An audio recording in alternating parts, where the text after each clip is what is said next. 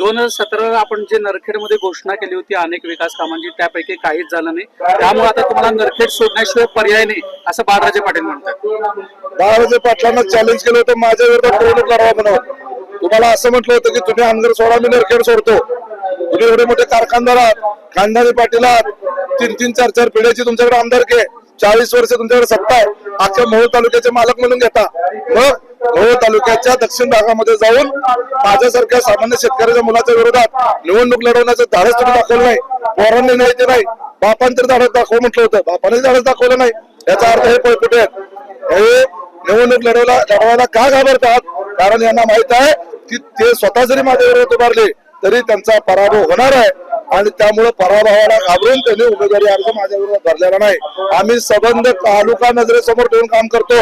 फक्त नरखेड आणि नरखेडचा भाग असा संकुचित विचार करत नाही. त्यांनी फक्त संकुचित विचार केला, त्यांनी फक्त अनगरण त्यांचा भाग असा संकुचित विचार केला, म्हणून तो भाग सोडून मोहोळच्या दुसऱ्या भागात जाऊन त्यांना निवडणूक लढवण्याचं धाडस झालेलं नाही. तालुक्यात 6 तारखेला सगळीकडे कमळ दिसेल असं देखील त्यांनी म्हटलेलं आहे. आता आजची अर्ज भरायला गर्दी बघितली, 10,000पेक्षा जास्त जनसमुदाय आमचा अर्ज भरण्याच्या करता आज एकवटला होता. त्यामुळे मोहोळ तालुक्याचा पाठिंबा हा कुणाच्या बाजूने आहे हे आजच स्पष्ट झालेला आहे. 10 तारखेला कमळ हे कायम झालेलं दिसेल. सगळे पक्ष नेते एकत्रित येत असताना उमेश पाटील मात्र ते स्वतःचाही फॉर्म भरतायत, भावाचाही फॉर्म भरताना आपल्याला दिसत. कुठेतरी परिवाराचे 2-2 फॉर्म एकाच परिवाराचे वेगवेगळ्या पक्षात, ते त्यांच्याकडे माणसंच नाहीत ना, त्यामुळं मग ते असं. आणि सगळीकडे आपली दुकानदार चालली पाहिजे. आमच्याकरता कार्यकर्ता आहे ह्याची नाळ मतदारांशी आहे, ह्याची नाळ तालुक्याच्या विकासाची आहे. पुढचे जे लोक आहेत यांची तालुक्याच्या विकासाची नाळ नाही.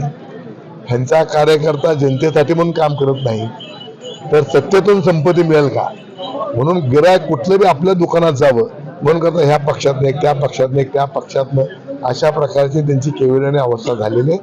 लोक आता ओळखतात सगळं. अनगरकरांच्या विरोधातच ही निवडणूक असल्याचं सांगतायत उमेश पाटील.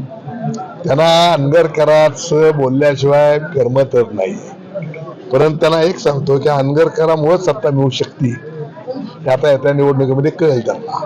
त्यांचं असं म्हणणं आहे की आमची लढाई ही भाजपच्या विरोधात नाही, आमची लढाई ही राजन पाटलांच्या विरोधात आहे. राजन पाटील मुक्त हे तालुका आणि आता हे मुक्त करायचा तालुका ह्यांच्या हातात नसेल, त्यांच्या बापदादाची इस्टेट नाहीये.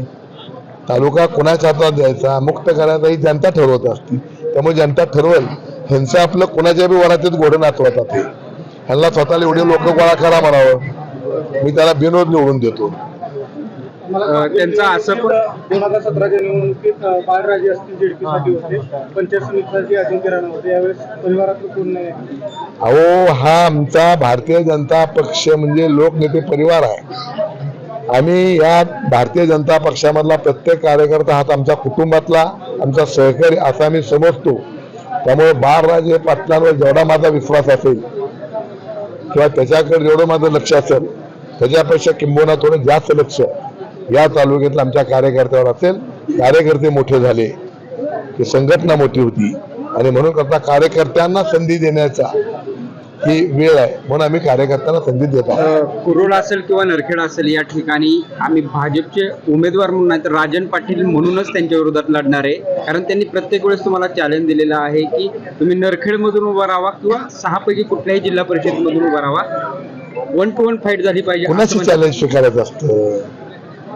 चॅलेंज स्वीकारायचं असतं की आपल्या बरोबरच्या माणसाची. उभं कुणाची चॅलेंज स्वीकारायचं लोक हसतील मला.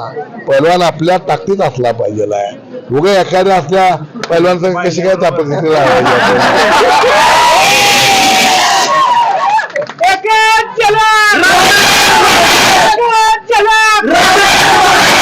त्यामुळे कुस्ती करायची असते ती आम्ही पैलवान बघून करायची असते.